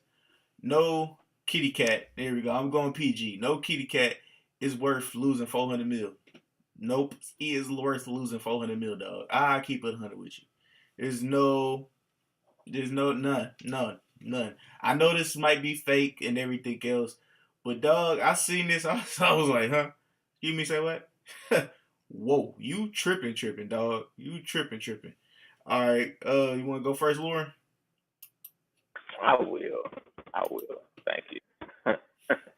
So this is why I have a love and hate relationship with the media. This shit right here. Now, we all know who the Kardashians are. And the apple don't fall far from the tree. So you know if the girl with the sound, she get it from her mama. Come on now. She get it from her mom. Now, so she is trying to deal with Steve Harvey because Steve Harvey's built up a small empire. Okay, he's got the game shows, got the talk shows. You know what I'm saying? Got the comedy stuff that he's always involved in. This, that, and the third. You know what I'm saying? Awards, hosting award shows, all of that. You know what I'm saying? So she's trying to get in on that game. You know what I'm saying? You know, and so yeah, he's been spending a little time with her. You know what I'm saying? I don't know her. You know what I'm saying? Maybe she's a decent lady. You know what I'm saying? Who knows? You know what I'm saying? Now, if you want to look at Steve Harvey's history, I mean, should you be surprised? I mean, should you be surprised? I mean, Steve Harvey move on to the next chick before he done with the other chick. You know what I'm saying? So I mean, if there's some validity to it, his history would point to maybe, you know what I'm saying, you know, you shouldn't be surprised. But I think this particular thing is just the media, uh, you know, really just saying, okay, we're gonna take this clip right here. We saw Steve Harvey and Chris Jenner together, you know what I'm saying? We're gonna make a story out of this. I think this is totally a story, you know what I'm saying? I don't think that there's any validity to it from a intimate relationship point of view. Do they have a relationship? Yes, but I don't think I mean, they both old. I mean, let's keep it real. Come on now. So I don't think it's that. I think the media is just trying to, you know, put their little spin on it and things of that nature. You know, I won't go as far as saying, you know, always trying to bring down a black man, trying to do something positive in the world. I won't even go that far and say that. You know, I'll just simply say that, you know, the media has a tendency to always uh, try to control a narrative that they know nothing about. That's true. I mean, when I first seen it, I was like, the Kanye West verse popped in my head. He gonna leave your ass for a white girl. I mean, hey, shout out to Kanye West. Shout out to Ye. Kanye. Corey, what you got for us? You heard Kanye said apologize to everybody and said he's not dealing with politics no more. No, Kanye didn't. No, Kanye. Said no Kanye still ain't recovered. What he say? What he say? I got food. Is that what he said? Yeah, he said something like that, man. I'm like, God, no. I mean, I know we segueing off of the topic, but y'all, I'm gonna say this to all people in America, and especially black people. It's a public service announcement. Kanye needs help. Somebody get that man some help quickly, please. Yeah, it was all over the place. Far as this story, you know, like I said, I don't know much about it and look to it, but it sounds like some, you know, media propaganda, like they like to do. Want to segue, is, you know, you had the Jewish synagogue shooting. That was senseless violence. You know, that brought up the topic of gun control and everything. But yeah, very senseless violence. You know, over bullshit, white supremacists. Practicing true anti-Semitism and not that trash they try to promote. But segueing into that, guess who they tried to pin it on? They tried to say this guy was influenced by Louis Farrakhan. Nigga, what? They tried to say this guy was influenced by Louis Farrakhan. They're trying everything to tear this man down. It's a bunch of garbage. Media's straight trash. What else? What else? Sounds like the girl that was and this is all dealing with the media just sensationalizing everything, and, you know, stuff being blown up for views. The girl sitting up there, I didn't have much to say about it. You know, first of all, she's a minor. She's a minor, so, you know, she's out of her damn mind anyway. But, you know, the girl talking about how she hates black people or whatever, and they monkeys, and yeah, the white girl. Well, you know, first thing I said was, this has got to be a work. This has got to be fake. So I started looking into Dr. Phil's history. I was like, man, is Dr. Phil real? I've heard somebody say his shows aren't really genuine. Now I looked into it and I saw mixed results. And I'm leaning more toward the conclusion that I think there is there definitely is a production level to his show, but I think there is some a little genuineness to his show. And I typically like Dr. Phil. I like some of the stuff he says. I know a lot of people don't at times, but I genuinely like Dr. Phil. But I'm thinking he might have got duped on. He might have got duped on this one. I think this was a whole fraud. I think it was something that the mother put the daughter up to, and because the sister actually came out and exposed everything and was saying this is all fake. And I viewed the Dr. Phil interview on the Breakfast Club. I think he was on there the other day. And he was talking about how with the Catch Me Outside girl, that got off going, but he said, and then the people started, rewarding her for her bad behavior. She started taking off, and he had he has follow up, shows or whatever. And he said what he did was he told the audience he had no audience for them. It was just gonna be them on the stage with no audience. And it said it was the mother that was basically like, hold on, where's the audience at? And she didn't want to do it because there was no audience. So it was like more the mother was coaxing her into doing these things. And that's what it sounds like for this situation. So it's just a bunch of bullshit on the media right now. We talking about the black girl that said that she wasn't black. Yep. Yeah, said she wasn't black. Yeah, with this bunch of here with that. Yeah, it's stupid. Yeah, just a bunch of stupid shit on the media. But you know what though? It's a talk show. It's a talk show. All those talk shows start out with good intentions, and then when the ratings start growing, they gotta start to mingle in a little bit more drama. You know, because if you remember Jerry Springer was just a regular talk show until his ratings started going up. Then all of a sudden he started getting really wacky with his content. Jenny Jones, Ricky Lake, Geraldo, Phil Donahue, Sally Jesse, you name them. When them ratings, Ofrey, when the ratings start to go up, they start to get outside the box and add more drama to the production just to make the ratings go up even more. So it's part of course. And Dr. Phil is an Oprah disciple anyway. Yeah. I mean, he down with Harpo and Oprah. You gotta keep this, keep an eye. Just gotta look through everything.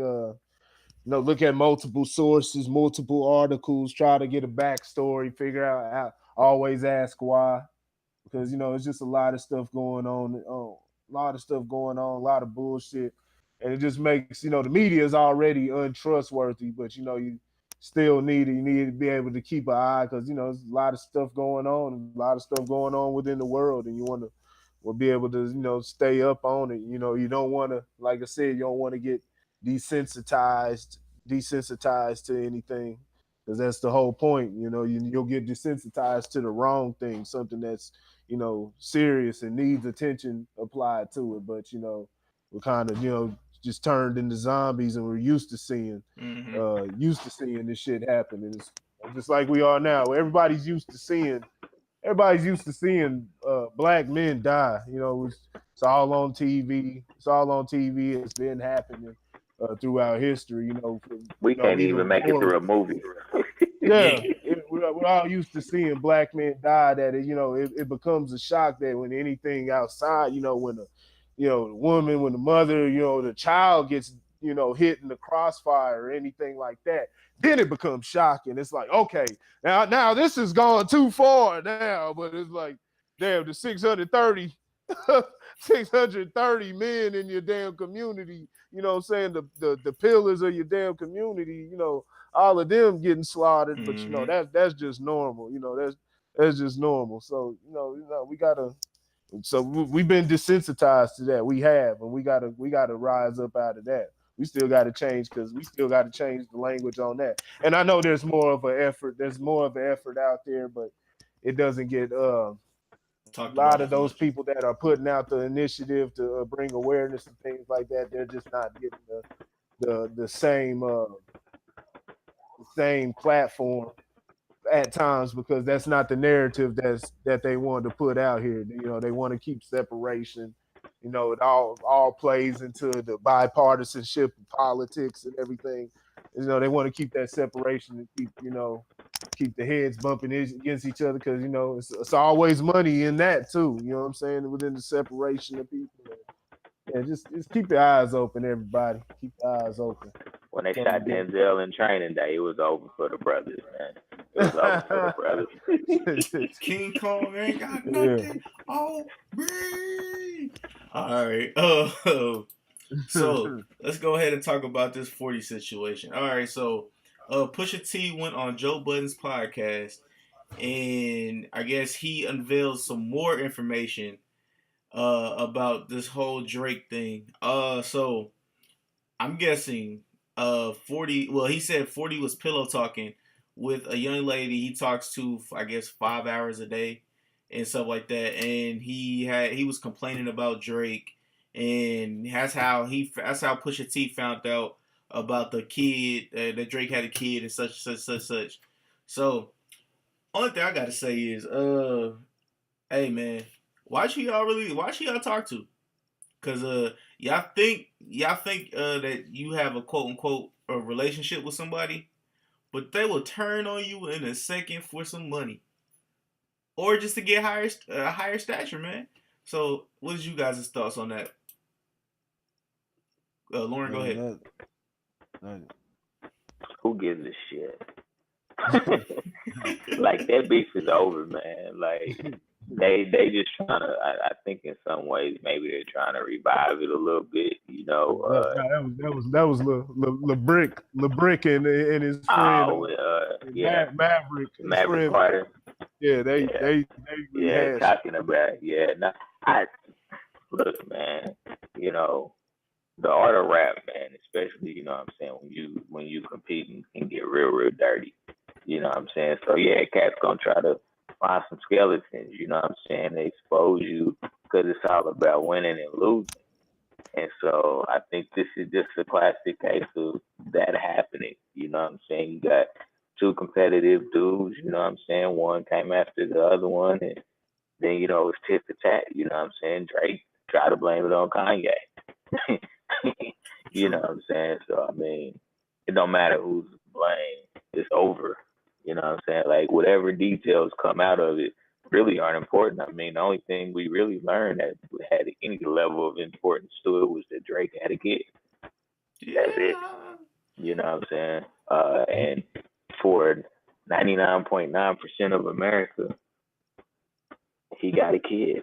That's it. Like, life goes on. You know what I'm saying? So I think that shout out to Joe Budden, though, man. He's got a great podcast.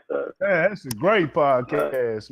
That's a real good podcast. Yeah, but this is just overblown. You know what I'm saying? This is just another spin on the story to keep both of them relevant, really, to tell you the truth of the matter. You know what I'm saying? If they start beefing again, I'm not listening to it. You know what I'm saying? Unless Drake, like, this is the track that I was going to release. You know what I'm saying? I would give that time of day because at least that's interesting. Right, yeah. You know what I'm saying? The rest of it, nah. I mean, you do got to be careful who you talking to, especially when it comes to the opposite sex, you know what I'm saying? Because it's, they put your business out in the street, but the truth of the matter is you put your business out in the street. Keep your mouth closed. You know what I'm saying? And you don't have to worry about those type of things. If she ain't your wife, you right. Shut the hell up. Corey, go ahead. Shit, even if she your wife. Well, I was thinking the same thing. I just didn't want to say it. If she your wife, you keep that shit to yourself. Stop pillow talking with these females, man. Stop pillow talking. That's all that is. It was just rehashing. Pusha went in there. He didn't give a fuck. You know what I'm saying? He didn't give a fuck. He let it be known. You know what I'm saying? He ain't taking no prisoners. He came in there for blood. He wanted all the smoke. You know what I'm saying? He wanted it all. So, that's what it is. They getting no apologies or listening to all that, whatever they got to say on that side, or Jay Prince and all that, and hey, went for blood. Like I said, you're looking at the wrong person, partner. Look in your own camp. Like the boy in there pillow talking. You know what I'm saying? So is it 40's fault? Do you blame 40 for that? What? For telling that girl and that girl giving Pusha T the information? Do you blame 40 for that? I don't. Do I blame him? Yeah. Do you blame 40 for that? Yeah. Who is this chick? When the dudes gonna start taking accountability for they simp shit? You know what I'm saying? Y'all want y'all fall in love with these whole fat asses. You know what I'm saying? They look good and all that. You know what I'm saying? Understand that, but y'all motherfuckers get too. What the fuck, man? Like, you're supposed to be dicking them down. You know? I'm sorry. I'm in nigga mode right now. I don't further. Don't worry. It's a parental advisory sign up there.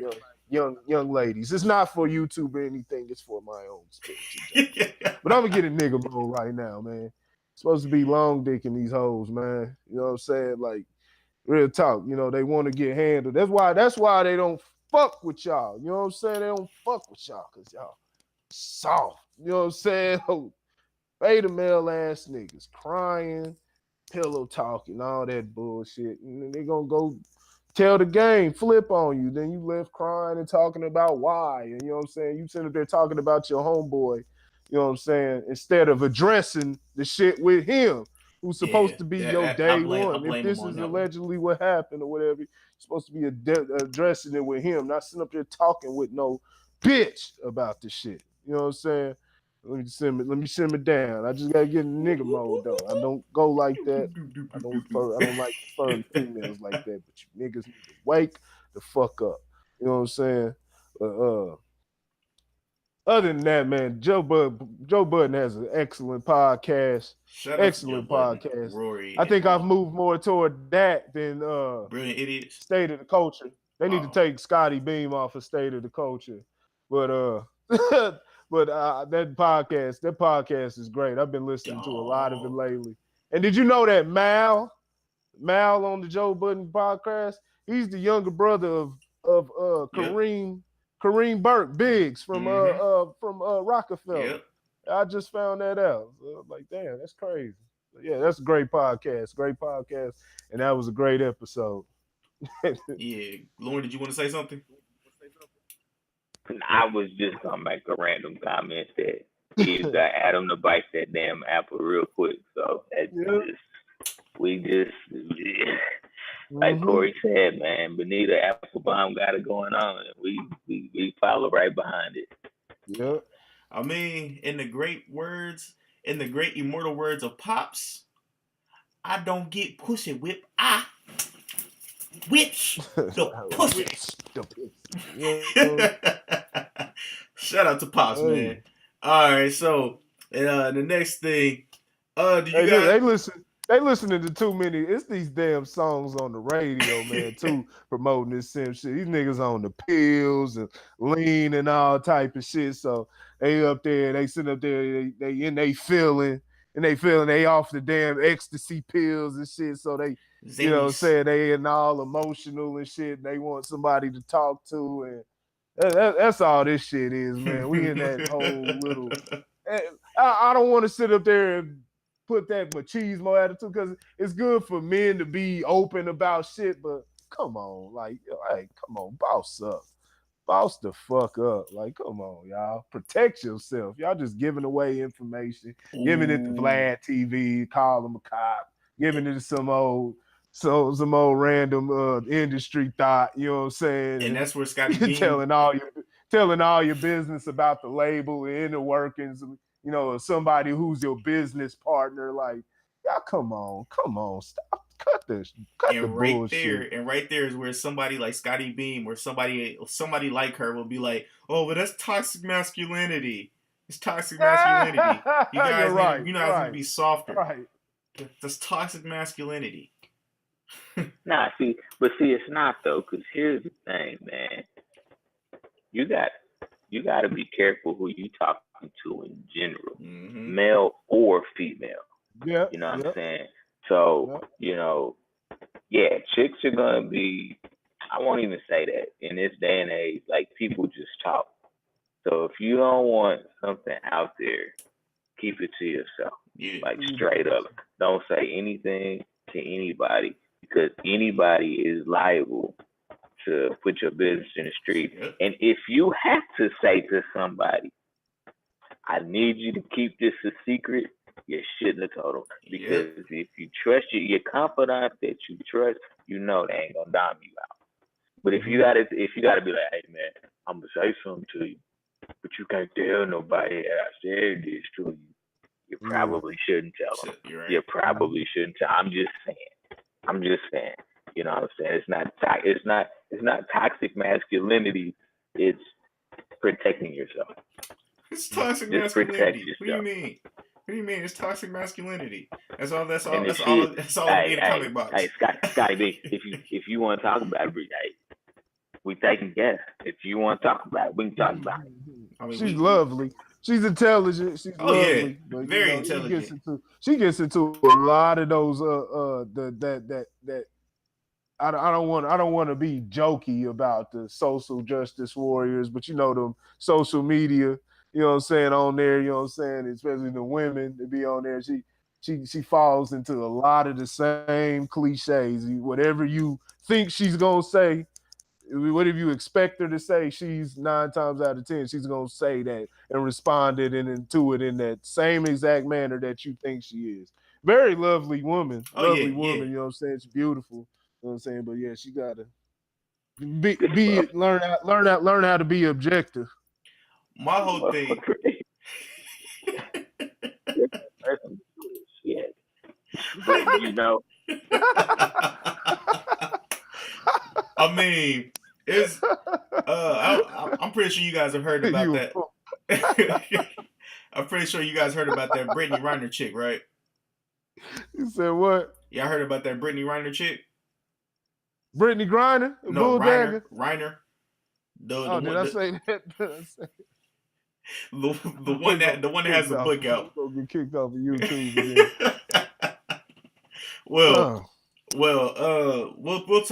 I'll set something up for that because I really want to talk about that because boy, when I tell you it was some fire takes on there, and I was just like, man, I got to get this off. I got to get this off my chest. But I'll wait till we get a segment in for that and a bunch of different people because I want to get a couple females to give their takes on it as well because she's literally Superhead 2.0.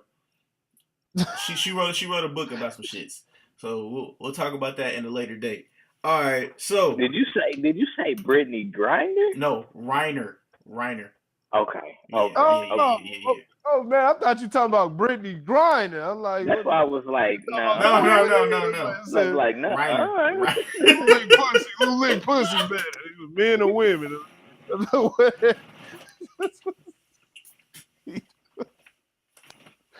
the fuck? Okay. Woo, shit. That was funny as shit. All right, so did you guys see that T.I.'s, I guess his new video, whatever, where he was in the Oval Office and he had what is her name? Well, the President Trump's lookalike wife. Yeah. And what's the name? Doppelganger. Yeah. Let me get you guys' opinion on that. Classic T.I. You know what I'm saying? Like, there was nothing to it. Even the statement that he made, ain't no Kanye. I mean, I saw the video and I was like, wow, the makeup artist did a really good job because that actually does look like Melania. But nah, I mean, yeah, he shock value. That's the word, shock value. That's all it is shock value. You know what I'm saying? He ain't talking about shit. Song ain't about shit. You know what I'm saying? He just wanted some shock value. And part of that, I think, was him trying to protect the brotherhood of rap, knowing that Trump is exposing Kanye. Mm-hmm. You know what I'm saying? Like, it's evident to anybody that has any level of sense that Trump is just messing with Kanye. He's just toying with him. You know what I'm saying? You know, Kanye's sick right now. You know what I'm saying? So I'm just gonna mess with him. Classic bully shit. Classic bully shit. You know what I'm saying? And so I think for T.I., like, nah, man, you can't come from my industry. You know what I'm saying? I'm a fire shot back. Is it gonna go anywhere? Absolutely not. Absolutely not. You know what I'm saying? You got Melania talking about we need to boycott his music. And I'm like, well, you got to be careful how you present yourself in the media because you never know when that shit can come back to bite you in your butt. You know what I'm saying? And so, you know, hiring her anti-bullying campaign when she's married to the biggest bullier in the world, like, it's just an oxymoron. You know what I'm saying? So she got called out for it. You know what I'm saying? She got exposed. And it was, I'm not even going to say it was funny. Like, I was just like, wow, well played. You know what I'm saying? But it's not like I was like, oh my God, like, I didn't got him this time, boy. He didn't got him. I mean, it was 2-minute barbershop talk is essentially what it was. It was 2-minute barbershop talk. All right. Corey? If she paid any attention to rap, that's how you know she don't know shit about rap, because she would have known she really ain't had to ask anybody to boycott a T.I. album. Ain't nobody buying that shit anyway. I don't know what it is, man. What is it about T.I., man, that just people just aren't really that interested in him, you know, as far as the music. That's because, you know what I'm saying? You like to see T.I. as a great actor. I like seeing him on the screen and everything, but as far as the music, what is it? Because I even say it with myself. His album, he's not a bad rapper or anything, but his album only sold 26,000. That's really bad, man. Like, it flopped bad. 26,000 in the first week, man.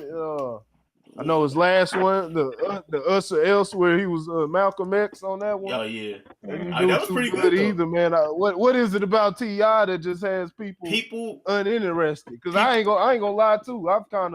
I've lost interest too, man, and I think it's been since about the gun case. Around the gun cases when. I think it has a lot to do with what do they call him? The way he carries himself now. That's what it is. He had a character shift, you know what I'm saying? But he didn't necessarily shift with the character, you know. Yeah. You know, and I think that's really what it was, you know what I'm saying? Like, here he is changing his style of music to be more uplifting, more empowering. But then when you see him out in the public, he's still doing stupid shit. So he didn't really, you know, he didn't make that turn all the way. You know what I'm saying? So it's kind of like, you know, if you real to your music, like, make the turn all the way, because he had a TV show where, you know, he's a great dad, you know what I'm saying? But, you know, every time you look up, he done got in trouble with the law, you know what I'm saying, in court for this, in court. So he just didn't really make the, he just really didn't make the turn the right way, you know, or he didn't make it all the way. Not the right way. He didn't make it all the way. And so, I mean, cool dude, you know what I'm saying, for what I can visually see, you know, within the media, you know, seems like a cool dude. Just, you know, it's hard for us to walk away from our hood tendencies, you know what I'm saying? We try to hold on to them for dear life, you know what I'm saying? Because that part that defined our past, we carry it forward with us sometimes, and you gotta learn how to let that shit go. Ain't no multi-million dollar rapper. He ain't no thug in the street no more. Like, that shit's over. You know what I'm saying? Give it up. You know what I'm saying? Say that for your little cousin Ray Ray and them. If you want to shout out Ray Ray in the album, you know what I'm saying? Shit like that. But your lifestyle ain't the same. You know what I'm saying? It ain't the same no more. Yeah. You know, talk to a drug lord. A drug lord has a different mentality than a drug dealer. Right. You know what I'm saying? And so they don't move like they used to when they was in the streets. You know what I'm saying? So, same concept with T.I. Nice guy, though. Nice guy. Yeah, Tiny's not cute, but, you know, it's okay. and here's where I can get ignorant. The reason why people don't like him anymore, because he speaks with very eloquent words and all the soliloquies that he uses to tell everybody what he needs to do and how they need to change their lives and stuff like that. You know what I'm saying? People like, nigga, what? And then he don't change his own damn life and treat his wife like shit. And niggas is like, dog, like my vocabulary is not that high. Like, I mean, dog, like I fuck with you, you cool, but I ain't down with trying to be smart, my guy. Like, you and this soliloquy can get the fuck on out of here. That's how niggas is thinking, honestly. If we want to be frank and honest, that's how niggas is thinking. But yeah. All right, so great impersonation, though. Great impersonation. Indubitably. All right, so get it off your chest, Tom, man. It's time to get it off your chest. Good, bad, or indifferent. Before the show ends, we usually do this segment. Get it off your chest, and we haven't had an Imp's take or a ignorant Ryan's take in a minute. So don't worry, those will come back. But get it off your chest, man. Good, bad, or indifferent. If you guys have anything you got to get off your chest, do it here now. What y'all got? Who want to go first? I'm short and sweet tonight. Happy birthday, Mama. Love you. Happy birthday, Mama. Happy birthday. All right, Corey. Man, I ain't got nothing. Ain't got nothing. Hey, but I met Tommy Sotomayor this weekend, man. Tommy Sotomayor, man. He's a real solid brother. We had a good little talk, man. Met him down in Dallas. It was pretty cool, man. That's cool, man. Shout out to Tommy Sotomayor, man. Supporting the brother. I'm gonna make it to his show this weekend too. Support the brother and his movement. Real controversial figure. Like I said, the way he came up isn't what I would do, but I understand the method. It's it's a real deep method. It's real tough road that he's taking. Like I said, I wouldn't do it that way. He's kept growing even within the process, adjusted. You know what I'm saying? And he gets even better and better, man. But yeah, real solid brother. Real. That was a good talk. So yeah, shout out to Tommy. All right. Not to be mistaken with nephew Tommy or Tommy from Martin. He got a job. Yeah. He got the job. Yeah. All right. Well, actually, I had a couple things. First and foremost, happy birthday to my grandmother. You know what I'm saying? Yeah, happy birthday to her. I got to spend time with her over the weekend. But also, in me being angry and wanting to pull out my motherfucking hair for like 2 days. Apple, I don't know what's going on with this update. I hit you guys up on Instagram, or not Instagram, but Twitter. Your support group. You know what I'm saying? Everything I've done, I did beforehand. You know what I'm saying? I told the support group said I did great. I did a great job. And that they would send me something the next day. They sent it to me. I tried what they tried. It didn't work. I don't know what was wrong with the update, but had your boy stressed out. Had me stressed. You know what I'm saying? But I just had to make a whole new account on my Apple, on my Mac. You know what I'm saying? And it works fine. So I don't know what's going on. But we good now. We good now. It must have been Vlad. Police saying Vlad. He's like, oh, these niggas think they something. What was you saying? Russian. The Russian dude. Yeah. Russian motherfucker. The Russians. They know how to hack shit. All right. And the final thing I gotta do or say is shout out to the Facebook group, man. The Average Guy Podcast, Grit Sports Media, man. The average Instagram page is the Average Guy Podcast. Let's just say I've been in works, you know what I'm saying, trying to get my producer hat a little bit tilted to the side. I'm really work on this producer thing. So I'm working on some things, man. So I'm helping other people out as well. So I want to shout out those people. One of the people actually got a shout out in the beginning of the episode. So shout out to them two young ladies. I hope your podcast does amazing in the future because you guys have a wide open lane and y'all know what y'all want. Boom, y'all should be good. But yeah, man. We would love to be a guest. We would love to be a guest. Yeah. That's facts. Hey, I Yeah. ain't working on interviews. But what's up?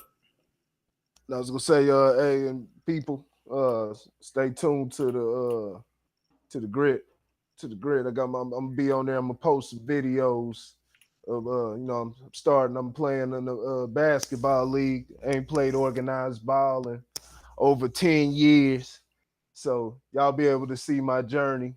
I'm out of shape right now. I still got the moves though, man. You know what I'm saying? I still got the moves. I still a bully in that post. You know what I'm saying? So y'all, hey, I ain't gonna look like a fool out there. But if y'all see me take some plays off though. You know what I'm saying? Don't judge me, y'all. You know what I'm saying? Hey, LeBron got to sometimes. You know what I mean, to keep it. So he can I'm keep going judging. all the way. I'm judging. I'm judging. John Sally. You see me take a couple plays off. Hey, don't judge me. Hey, nah, man. Hey, man. I'm Draymond out there, man.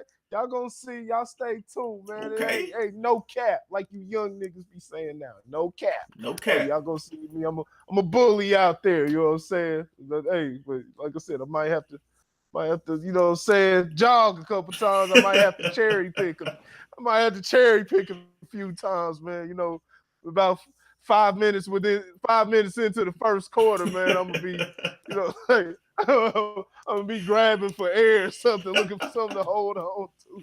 Hey, so hey, we gonna get it cracked. Stay tuned. I'm gonna try to get those see if I get a good recorder. Might do it off the phone, see if we get a camera or something. But we gonna try to get some little impact so y'all can see how I get down on the court. All right. Yeah. All right. So, and on that note, remember to like, subscribe, tell a friend about the Average Guy Podcast, Grit Sports Media on YouTube, or not YouTube just yet, but on Facebook, YouTube, the Average Guy Podcast, Instagram, the Average Guy Podcast. And Lauren, do you have something you want to post out real quick or shout out real quick? No shout outs. Just stay tuned. That's all I'm gonna say is stay tuned because I'm getting ready to hit you between both eyes, baby. And that's what we call that pew pew. And man, we out, man. Wait till Thursday. Oh, Thursday. We coming. 9 o'clock, baby. Yeah. We out, man. Peace.